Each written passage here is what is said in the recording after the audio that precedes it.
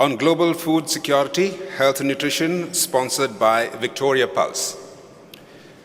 The moderator for this session is Gordon Bacon, who is the CEO of Pulse Canada and the Canadian Special Crops Association. Might I request Gordon to please grace the dais. Gordon's eminent panel include George Ely, Managing Director, CEO, Grains and Legumes Nutrition Council of Australia; Boubacar Ben Belhassan, Deputy Director, Trade and Market Division of the FAO. He's been on stage before, great friend of CICILS. And the Manager, Food Innovation and Marketing, Pulse Canada, Tanya Der. As Georgie was stepping up, I was asking how to pronounce the name, and it's Ailey. I hope I got that correct now. She's the Managing Director and Chief Executive Officer, Grains and Legumes Nutrition Council of Australia. She was appointed in November 2012 and has held senior management roles within the Australian grains industry, bringing with her a strong background in policy and corporate affairs, as well as a vast experience in strategic planning and stakeholder relations. She holds several other board and appointed positions within the Australian agricultural industry. Boubacar Ben Belhassan, as you already know, is Deputy Director, Markets Division, Economic and Social Development, the United Nations Food and Agriculture Organization. What you probably haven't known as yet is that he specializes in agricultural economics with a master's in science, besides, of course, having an MA in economics. Tanya Der, who just stepped up, works as Manager for Food Innovation Marketing in Pulse and Health Innovation and Commercialization Project with Pulse Canada. She's been totally trained into bioproduct services from the University of Saskatchewan, and she oversees pulse processing, functionality and food development applications through consultations with the scientific community and food industries, bringing, of course, a combination of both utilization of pulse ingredients in food products. And finally, your moderator who needs no introduction, ladies and gentlemen, the CEO of Pulse Canada. He's also CEO of Canadian Special Crops Association, the organization which represents processors, exporters, and brokers of all pulses and even crops like mustard. Before joining Pulse Canada 14 years ago, he was Director of Market Development at the Canadian Wheat Board. He's also served as Senior Policy Advisor to the Minister of State, Grains and Oilseeds in Ottawa, and has had various roles within federal and provincial departments in agriculture. If it's agriculture, he's your man. Ladies and gentlemen, Gordon Bacon, CEO of Pulse Canada, to moderate this session. All right, good afternoon, everyone. It's with great pleasure that I'm here to moderate this session. We have three very interesting presentations. I'm going to change the order up just a little bit from the way we have it in the program. And we're going to start off with a very, almost I would say, a breaking news story that's very important to the pulse industry. In January of this year, the World Health Organization and the FAO came out with a draft recommendation changing the way that protein quality will be measured if the recommendations of the committee are put forward. This is an important issue, and it's certainly relevant to a panel discussion on health and nutrition and global food security. And so without any delay, I'm going to ask Tanya Der from Pulse Canada to speak to us on this important issue. Tanya. Okay. Good afternoon, everyone. Thank you for the introduction, Gordon. It's a pleasure to be here today. And we have an exciting program ahead of us. And I'll be talking about an emerging issue, the new recommendations for protein quality, and some of the implications it has for the pulse industry.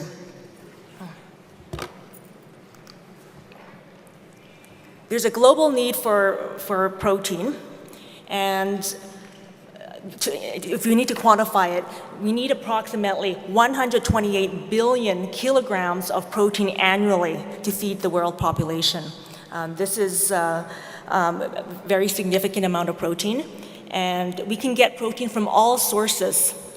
We can get it from the land, the sea, and it can come from animal sources as well as plant sources. So there's a diversity of protein options out there. Now, as the population is projected to grow immensely, there's going to be a consideration for sustainability of basically where we get our protein, whether we get it from animal sources or plant sources. And this is going to be quite critical. Now, pulses, we know, are quite nutritious, and we consume it all around the world. And in particular, pulses are very important sources of protein. And I mean, the seed contains about 25% protein, which is quite significant. And there's numerous health benefits that are associated with pulse consumption, which you'll hear a little bit more about as the session proceeds. Now, governments all around the world recognize pulses as part of a healthy diet, and you can see this reflected in the dietary guidelines all around the world, including Australia, Canada, Japan, even here in Singapore, Mexico, Philippines. And pulses are acknowledged as meat alternatives. In the US, actually, they are a protein source as well as a vegetable, so they fall under two categories. And as the world becomes more, there's more of a globalization, there's even guidance for specific heritages. So if you're following a Latin American diet, or if it's an Asian diet, pulses are front and center. Okay, I'm going to talk about protein quality. The point of my presentation is highlighting what is included in these new FAO recommendations for evaluating protein quality. But we want to understand that pulses are a very high level of protein. They contain a high level of protein. But we need to also show that they are a very valuable source of protein, or the protein quality. And so this is reflected in the amino acids that make up part of the protein.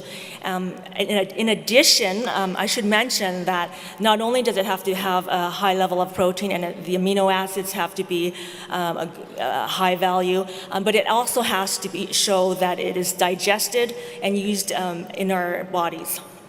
And so there's many ways to measure protein quality, such as you'll see here PER and PDCAS, which are recognized all around the world.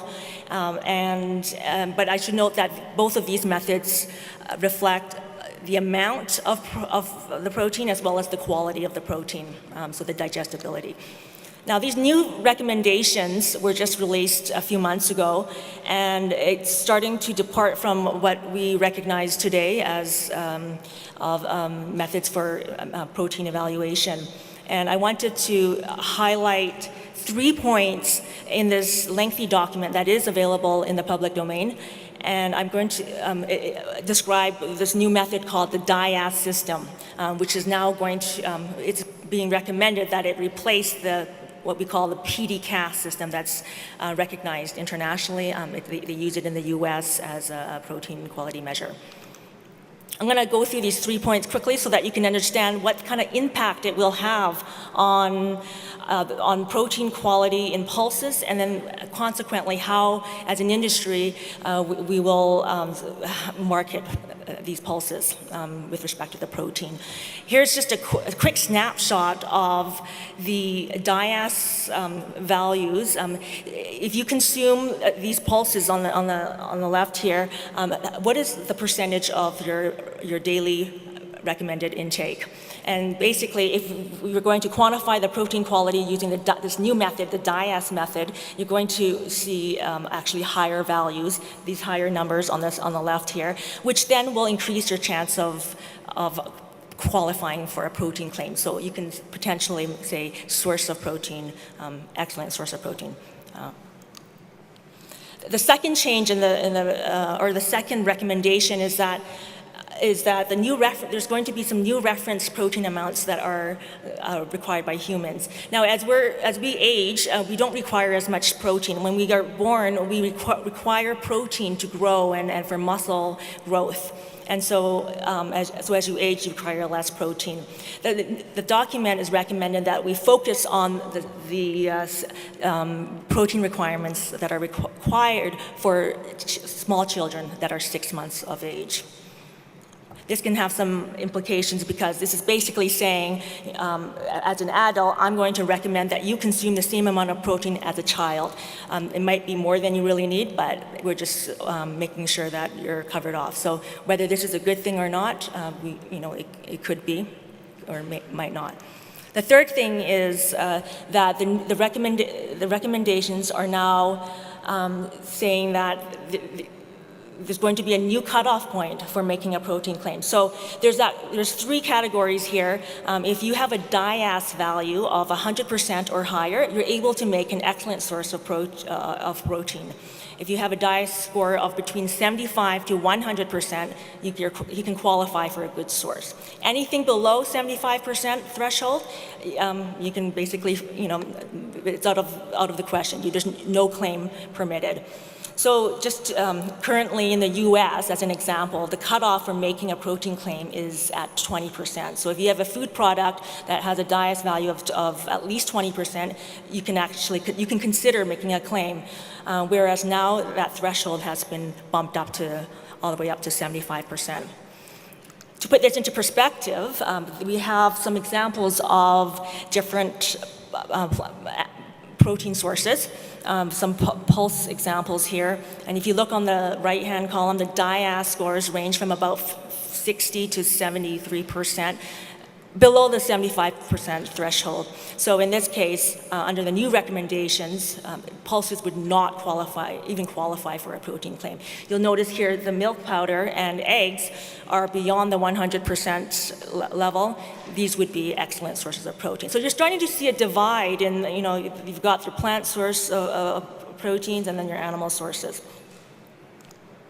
So just to summarize, DIAS is now going to replace PDCAS. We have some new reference patterns that are in question, and there's this new cutoff point that can potentially not permit any type of protein claim on pulses, which is seems quite startling. Now, having said all of this, I feel that there is some opportunity to leverage some of the amino acids of various plant proteins and create a more higher level of protein quality. We have, for example, some cereal grains, wheat, rice, corn, and oats. They're generally rich in methionine. They're lower in lysine, which are the different amino acids. On the other hand, we have legumes that are conversely rich in lysine and low in methionine. So if you combine them in certain ratios and you start making blends, so pulse cereal blends, you can optimize the protein quality and potentially obtain a protein claim. Here's just a quick example here demonstrating the impact that if you were to add pea flour at a certain percentage with a cereal, and what impact it will have on the DIAS value. So as an example, if you had 50% pea flour and blended it with oat flour, about 50% oat flour, you can get a DIAS value about 82%, which is above that threshold of 75% cutoff rate, in which case you would qualify for a protein claim. Whereas if you had a 20-80 ratio, it would fall below that threshold and it would not qualify. So this is a handy tool to optimize those cereal pulse blends. Here's an example with, the earlier example was with pea flour. Here's an lentil flour example. And ultimately, we want to formulate foods that have, nutritionally sound, it's functional, and so this concept can be applied to a variety of different foods like pastas, noodles, foods that we eat every day, some different porridges and then puff snacks, and using this principle of blending pulse cereal flour blends to optimize the protein quality so that you can qualify for a good source of protein. So there's a lot of opportunities in that respect. Okay, well, my last slide. So I guess just to conclude, there's a lot of, there's new recommendations.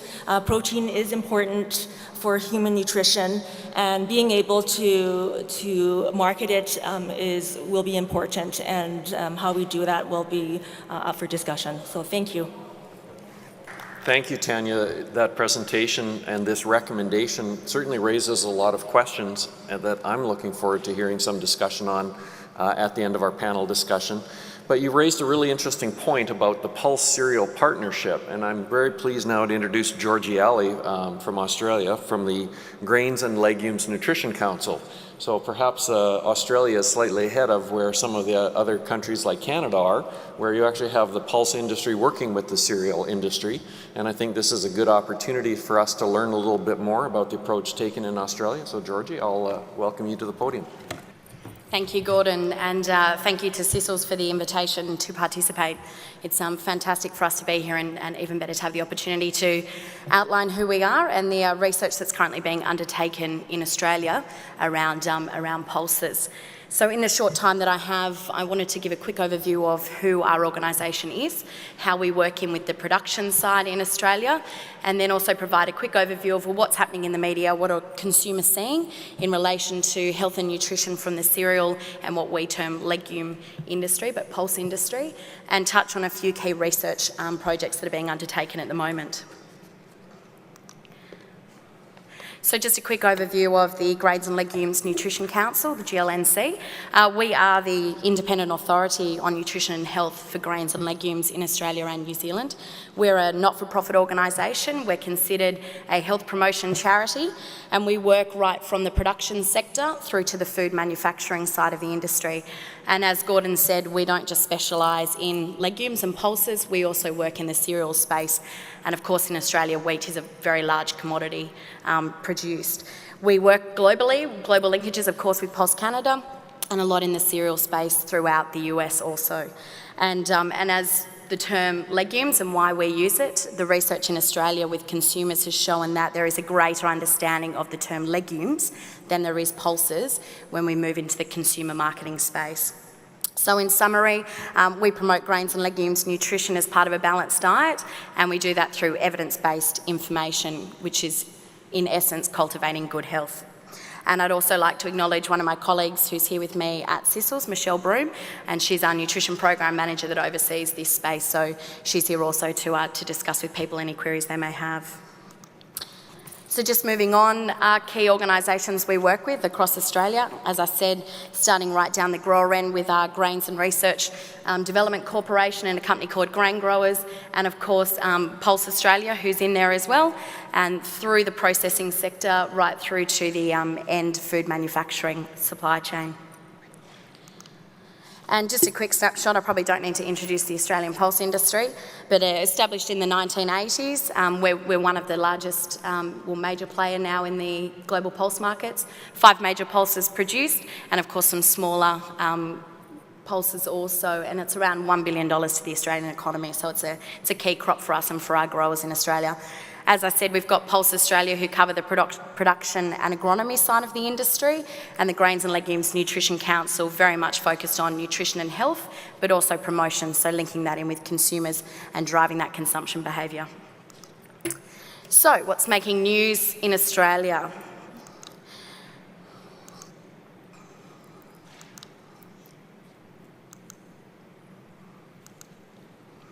So quite a few different messages, and from both, of course, the cereals right through to the legumes. And so what does this all mean?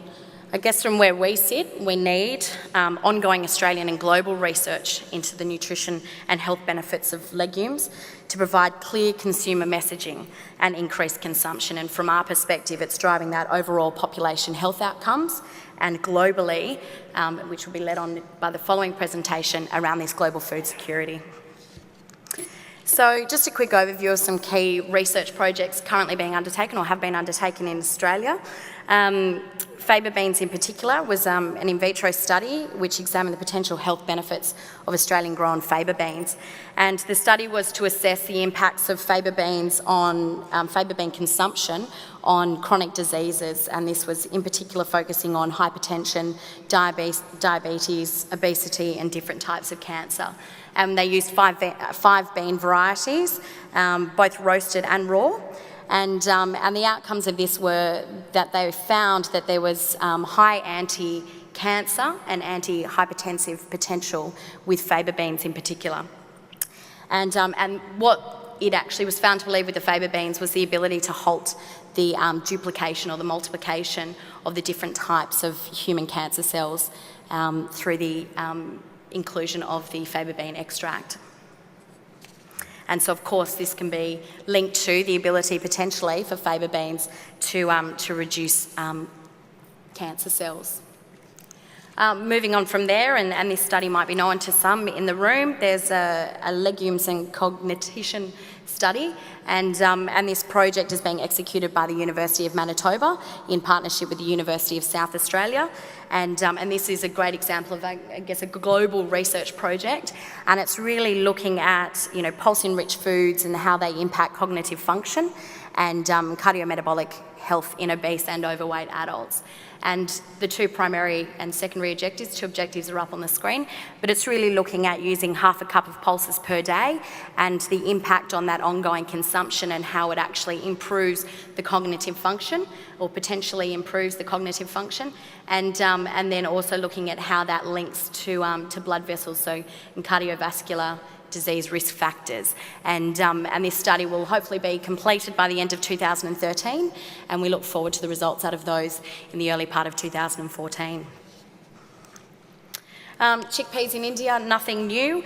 This is a study, though, out of the Charles Sturt University in partnership with the Grains Research and Development Corporation and one of our state primary industry state departments, and it's looking at really looking what the Indian market want from Australian chickpeas, and it's leading to not only sensory and taste and performance in cooking methods, but also around the nutritional benefits and what they can potentially be. And so in Australia, we're looking at ongoing research, particularly from the production agronomy side, around new varieties, and of course, everyone knows Australia in droughts and climates, consistency in supply, and making sure we've got the right market signals from the Indian market. Another one currently being undertaken by the same university, Charles Sturt University, which is really interesting, is where they've actually taken stem cells and split them out into the fat cells and are injecting them with pulse extracts. And this is really to assess the impact on fat cell development and the ongoing multiplication of fat cells. And they're seeing some positive results around how pulse extracts can actually limit that multiplication. And then also with that, using the animal models to see the impact on anti-hypertension, antioxidant, and of course anti-obesity. And that's quite a current study, so it's interesting to watch that develop going forward.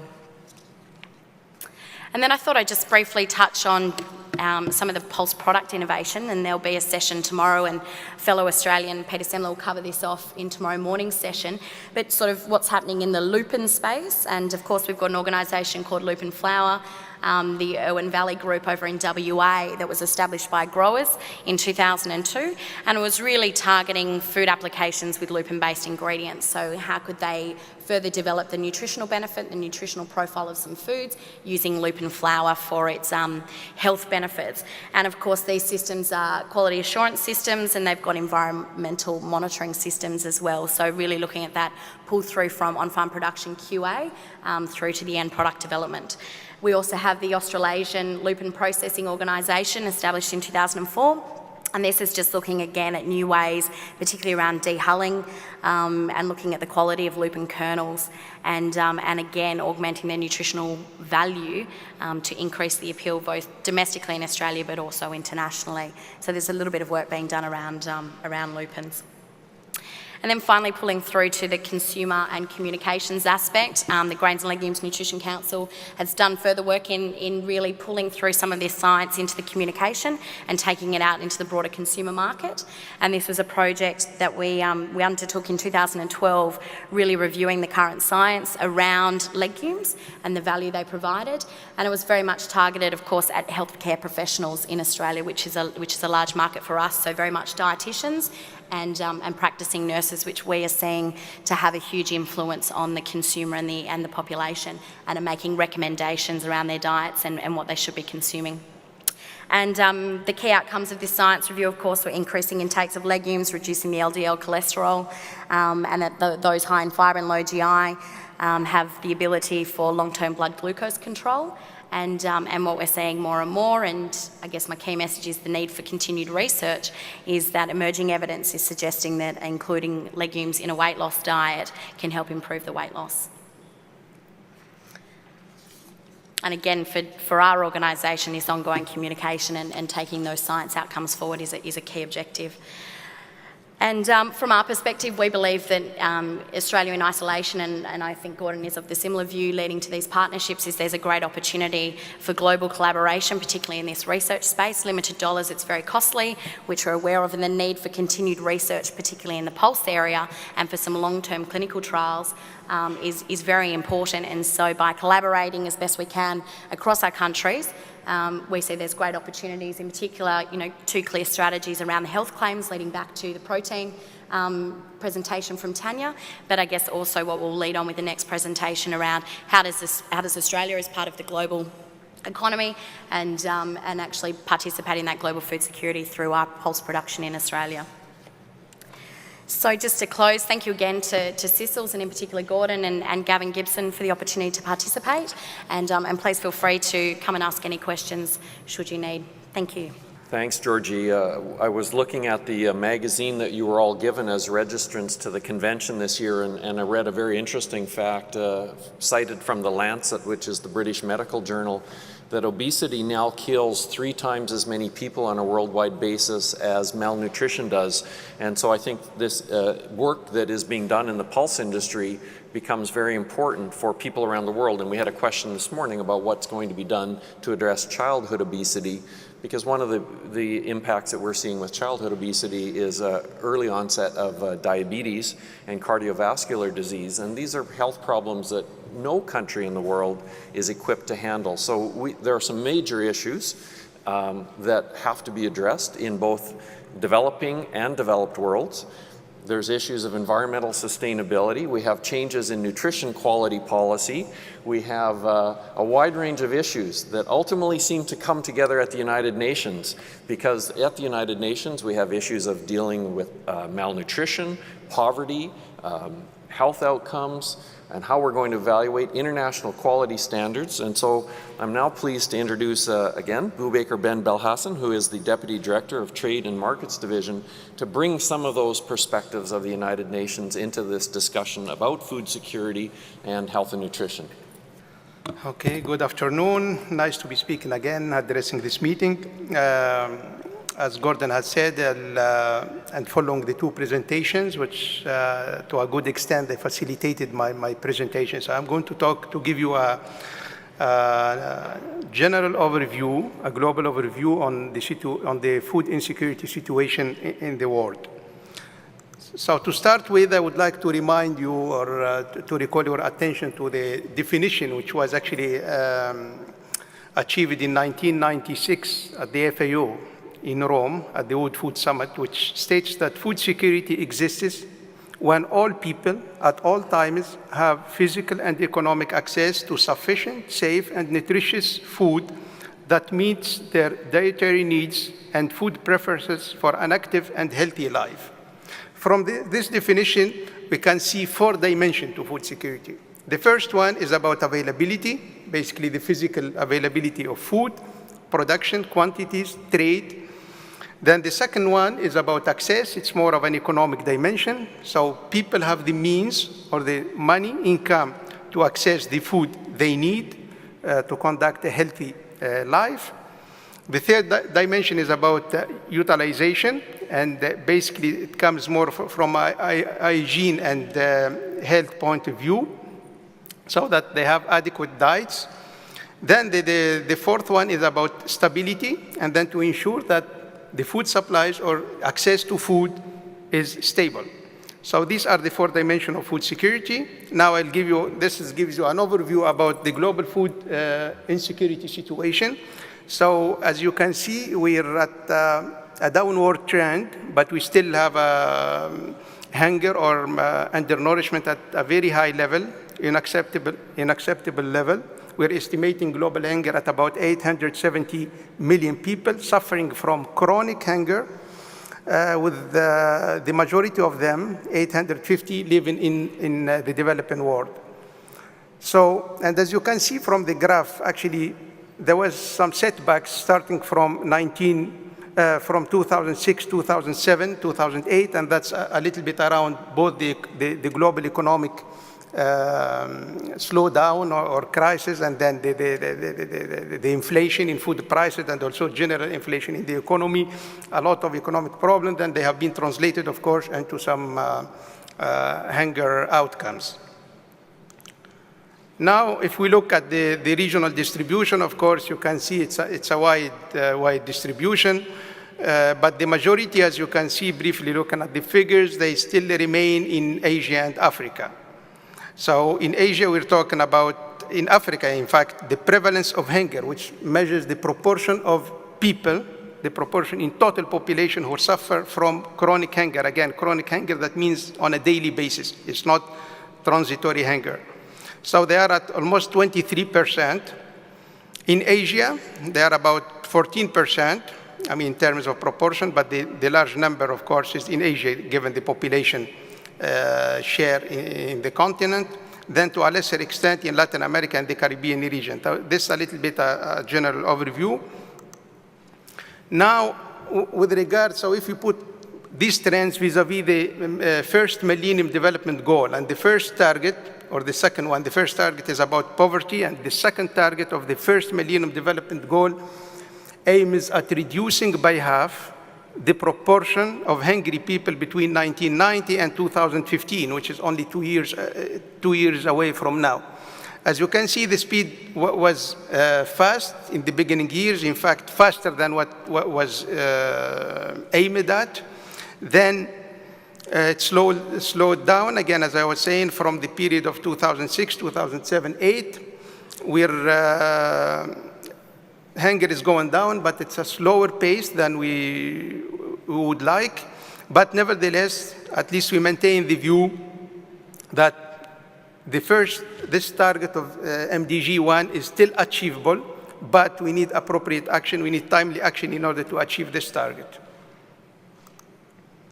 This gives you the progress toward meeting the MDG target of hunger reduction. As you can see, it's uneven among regions. There was a general trend of reduction, except basically in one region, and that's West Asia or the Middle East, and due basically to economic problem and political problem in a few countries there that heavily affected food security, which led to increasing the number of hungry people. Other than that, you can see, for example, in Southeast Asia, they have already met their target of reducing by half the prevalence of hunger. Other regions are also, a good number of countries that are on target for that, but still there are pockets in a good number of countries, and we still need really focused action in order to achieve that. And we are positive, we hope that action will follow this optimism. In terms of hunger measurement, I wanted also to draw to your attention that while in fact we measure hunger, but nevertheless we need a lot of improvement in our measurement, for the simple reason that that now it's based on caloric intake. So it's measured by how many calories are consumed and how many calories are needed, and then we see whenever there is a gap, and then we compute the number of hungry people. But the situation is more complex for that, and we need to look at that too. Then we need, of course, more and better data on food losses and household food consumption. This is an important factor that plays in the measurement, in the effective measurement of the numbers. Also, given the complexity of the issue, I mean, this has so many dimensions, the food security. I mean, it sounds easy, but when you look into it, and especially you go from national to subnational to household level, it's a very complex subject. And then now what we are doing in FAO, we are working also with partners to develop a suite of indicators in order to capture as much as possible the complexity of the problem and to come up with more solid indicators. Again, what I was saying before, this the focus on the calorie intake, we need to look at other issues, for example, on micronutrition deficiencies, on protein quality, and this we are bringing into the measurement. We also would like to develop an indicator that captures chronic that capture not only chronic but also episodic hunger, because the one we have now, it only captures the chronic hunger. So basically that hunger that persists over time. But we would like also to see, and that will allow us to measure the impacts of shocks, economic shocks or whatever on hunger. So to summarize, what's the challenge before us today is, as you've heard from the keynote speech throughout the different panel discussion, actually, we need to ensure the food security of the 870 million people who suffer from chronic hunger now on a daily basis. In addition to that, we need to increase global production by 60%. In fact, we also heard the figure of 70%, but there was a revision in 2002 done by FAO, and now we are looking at an increase of 60% in global food production to meet a growing population, which is going to increase basically by 32%, going from currently 7 billion to 9.3 billion in 2050, with the majority, virtually all of the increase is going to happen in developing country. There are demographic shifts. For example, urbanization is going to increase from 51% currently to about 70% in 2050, and of course that also has implication from an agricultural labor point of view, and whether we will have enough or sufficient labor to meet the demand for the needed production. We also heard again this morning the increasing pressure on natural resources, on land, on water, changing climate. So there are a multitude of constraints or factors that and objective challenges we are facing, and then we should all keep an eye on. Now, as far as the key messages of the situation, production growth is still growing.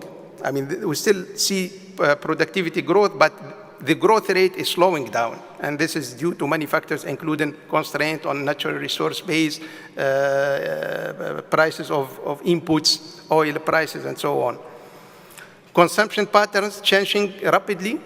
They are moving, of course, with the increase in incomes. People are consuming more and more of livestock products, fruits and vegetables, doing a little bit away from the cereal part.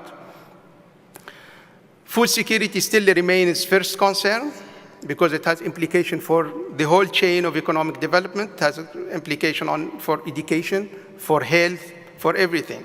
So when people are hungry, of course, they have to eat, so they cut spending on other activities. They cut spending on the education of children. They cut spending on health services. And that have, of course, long-term implication on human capital. Then, are we on track? Of course, there's the question to feed the world. Of course, in the last few years, it was on track, but with the rapidly increasing prices and price volatility have given us some setbacks. Unfortunately, we have to deal with that. Now, how to go about that? We need to boost investment in agriculture. We need higher productivity, growth, but we have to balance that with sustainability and the constraint on the environment, on natural resources. And of course, we have to give more focus on nutrition, which we see as the valuable policy responses. Price incentives, it's true, they have increased. So from an economic point of view, one would say this should stimulate production. That's not happening in all countries, again, due to many constraints, infrastructure, logistics, supply side constraint from farmers, access to credit, and many factors. So it's a chain, and it has to develop from the roots.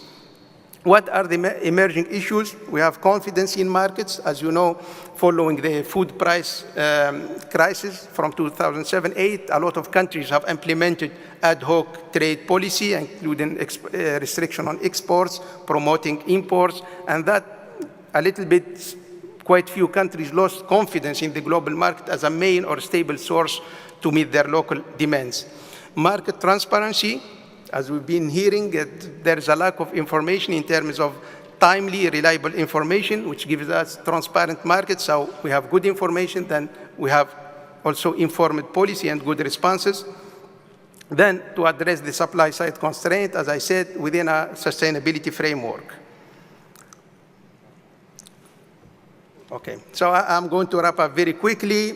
I mean, the question, can we feed the world? Yes, we can, but we have a list of ifs. For the first one, we need to link hunger eradication to poverty, to bring the economic dimension of this, to achieve sustainable intensification of agriculture, to reduce food losses and waste. And here, there is a difference between losses, which mostly post-harvest, while wasted along the distribution and processing chain, boost investment in agriculture. We need to put smallholders at the center of action. Then we need to put in place effective and food governance and trading system in terms of both policies and institution. We need to make economic growth, as we mentioned before, and agriculture growth more nutrition sensitive to avoid problems of not only undernutrition, but also overnutrition. We need to build effective partnerships. This is a global problem. We need to involve all concerned actors, from government to international organization, private sector, NGOs, farmer organization. Everybody has to be there and to take responsible action. And then, of course, we need to create markets where are the manifestation of all the activities that are transparent, efficient, and inclusive. These are, we see, that are conditioned. Just to go very quickly, I started with the food insecurity or food security and the 4th dimension. I close with the role of pulses in all this. Again, with a 4th dimension, we have the nutrition dimension, the sustainability dimension, the health dimension, and the economic dimension. So this, I think I will bring it there, and if there are any discussion, I'd be happy to comment on that. I appreciate the speakers moving through their presentation really quickly, because we wanted to leave a few minutes for some questions, and it looks like the people with the timer have given us a few more minutes. So now we actually do have some time for some questions. So I want to encourage people to put their hand up and roving microphone to come around. And while microphones are going over, I just want to capture one comment that I want to make.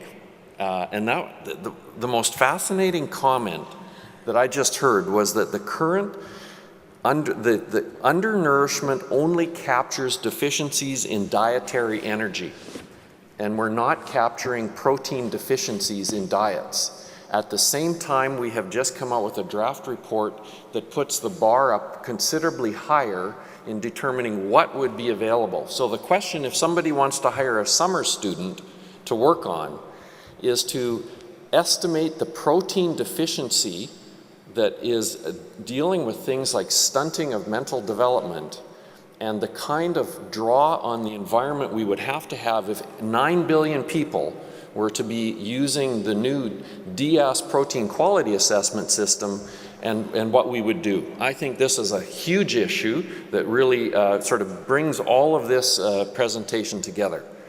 So if anyone wants to engage a summer student, I think we've got a terrific, or maybe a PhD student, I think we've got a terrific project there. Tim McGreevy has a question. Thanks, Gordon. I wanted to really direct this towards Tanya and get a better sense of this new protein evaluation, because I'm troubled a little bit.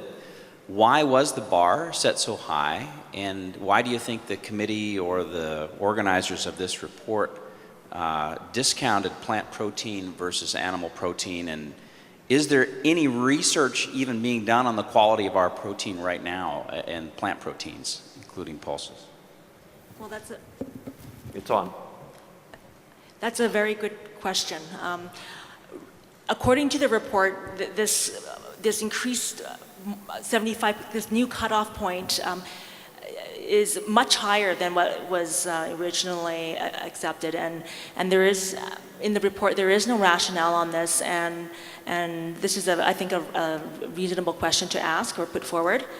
And currently, there is a number of projects in the funnel that are going to address some of these new methodologies that are related to this DIAS. Nothing has started yet, but there is, we are hoping to see more collaborators come up and participate in this work.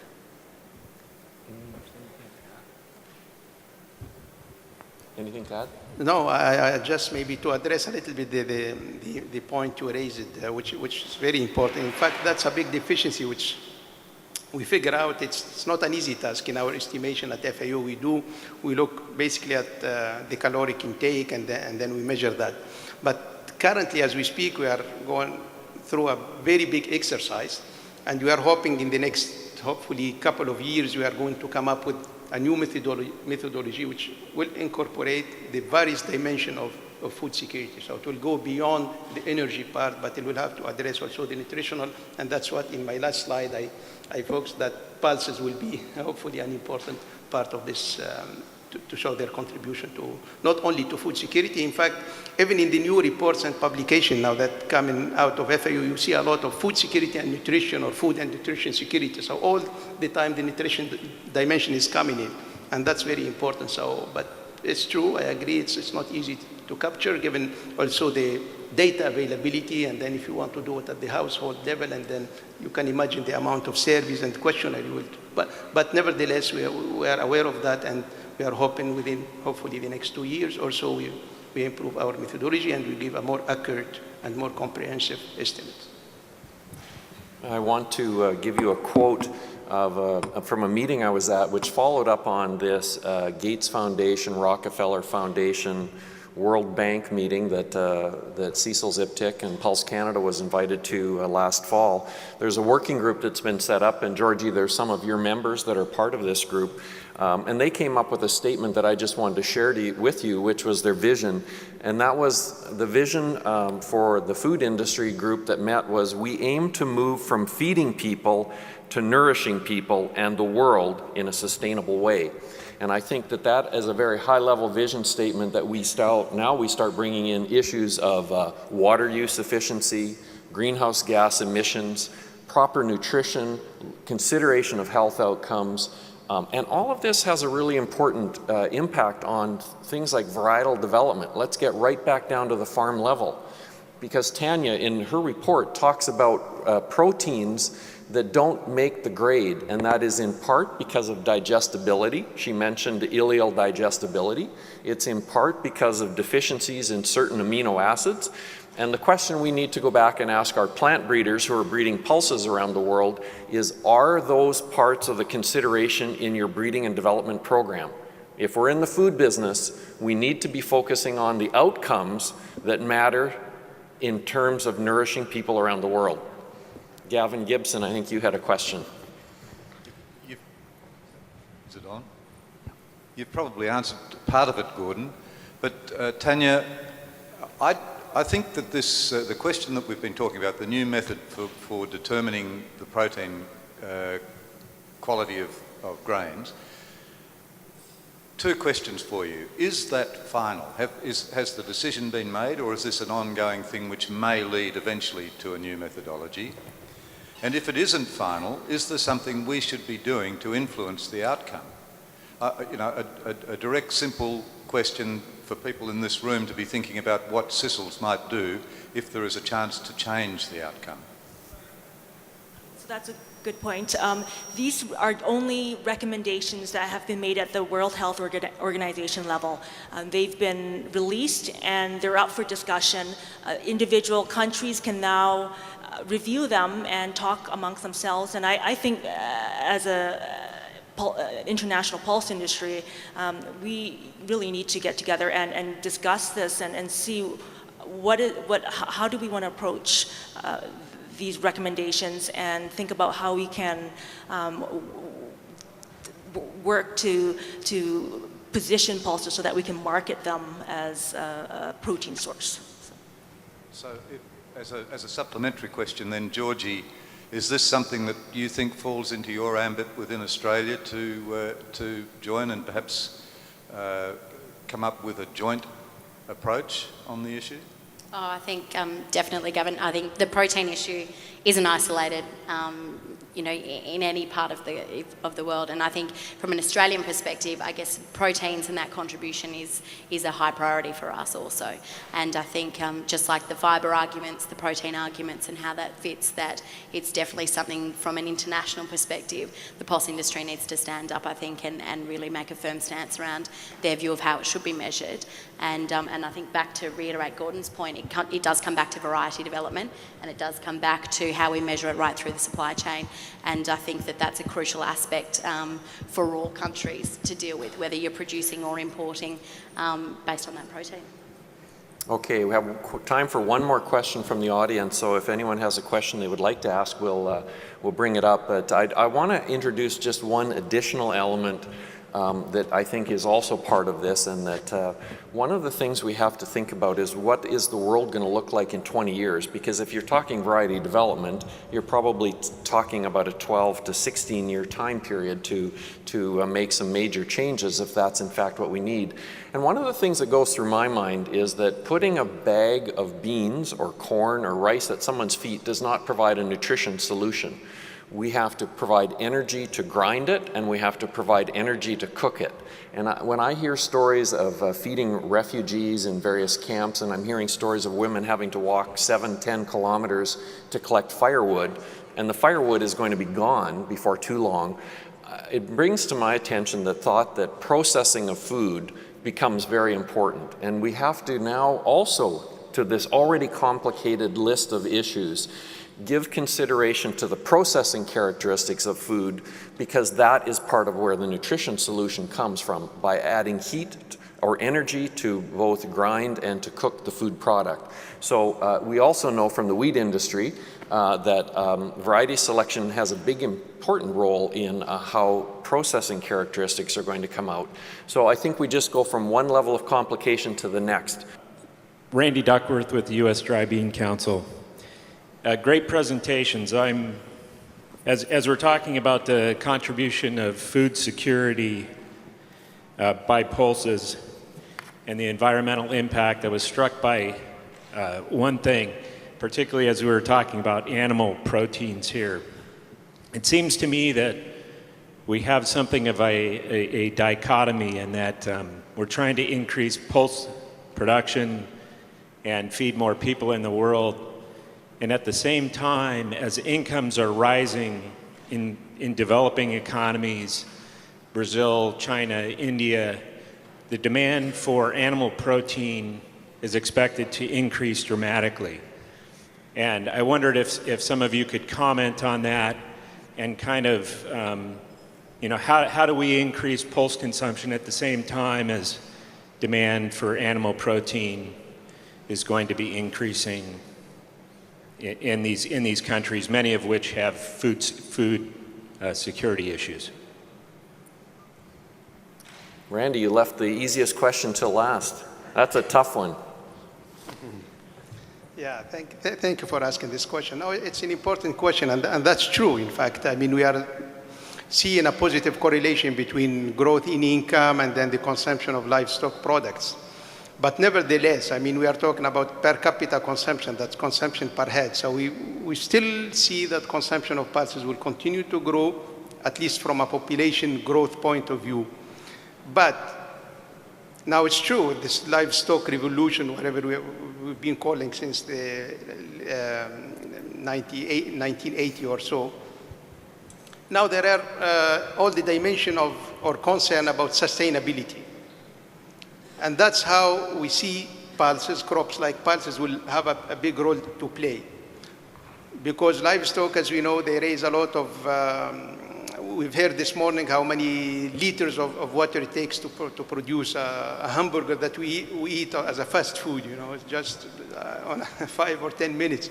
So there's all this issue of environmental issues, sustainability, this raising more concern about livestock, and I think we have to put all this into perspective. It's not just a matter of changing consumption pattern, but also how to influence these changes in consumption, how to raise awareness, how to bring, for example, crops like pulses on the forefront of the agenda. So these are important. They should not be considered as only secondary crops or commodities in development plans. They should be priority, and let's hope with the International Year of Pulses, if this goes ahead, this will really bring a lot of, it will bring a good opportunity to capitalize on this. But I think we should continue to do that. I mean, given the need, I mean, as I said in my last slide, sorry, I had to go very quickly, but those are the 4 dimensions of pulses between the nutritional, the health, the environmental or sustainability, and the economic side. So these are important. You don't find in every sector. These are some special feature in the pulse crops, and that's how we see it. So I think Also with the increase in awareness about nutrition, overnutrition, or it's not only about undernutrition, it's also about obesity, about overnutrition. All these factors coming together, I think there is an increase in awareness with education, with the economic growth, about the consumption also, and about the quality of the diet. So let's work together to make pulses have their room in all these changes. Our time is up. Thank you very much. Thank you to the panelists. I hope that you have found this session interesting, and it certainly fits one of the goals of the convention, and that's to discover. So thank you very much. Thank you, ma'am. To the other lovely lady, Tanya Dare, from Pulse Canada, of course, Manager Food Innovation and Marketing. Thank you, ladies. Thank you, Mr. Benasan. To Gordon Bacon, on behalf of the organizers,